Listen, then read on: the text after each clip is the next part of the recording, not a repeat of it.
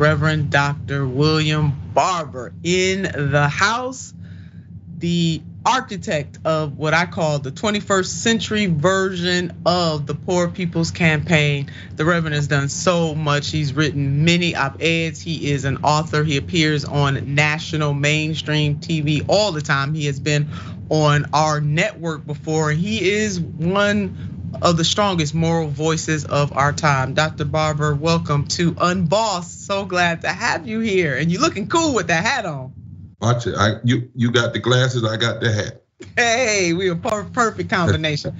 Now, Red, we gotta have you back because I want our viewers to really get the essence of who you are and what you are working towards. I know our time is a little short, but I wanted to ask you about the Poor People's Campaign and the 21st century version of what you're carrying out, standing very much on the shoulders of the Reverend Dr. Martin Luther King Jr. and so many of his contemporaries in a fight to bring poor people together from all walks of life to fight to change their material conditions in this country. You have indicted this country on several occasions, given them examples and ways to make things right.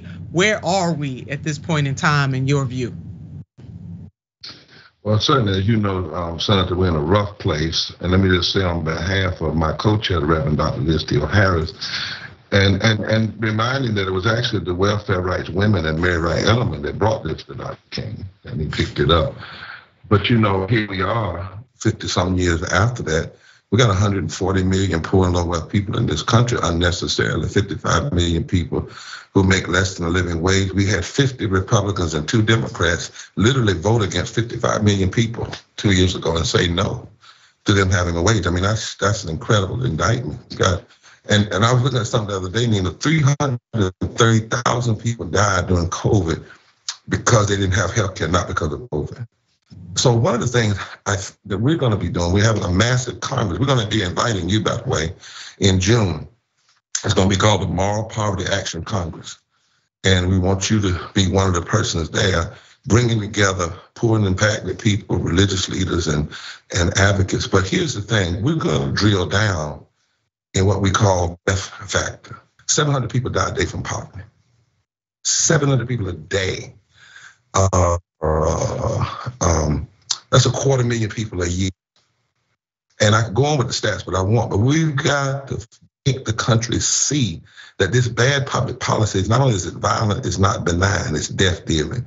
And we got to decide that in America, death is no longer an option. Yeah, and I look forward to joining you in June. I would be very honored. And in an earlier segment, we did put up a quote from you about, I cannot help to think that it was in a conversation you were having on the Guardian with the Guardian in a panel about Ukraine, and you raised a moral question about war and the impact of war, both domestically and also internationally, and the impact that it has on us as a people.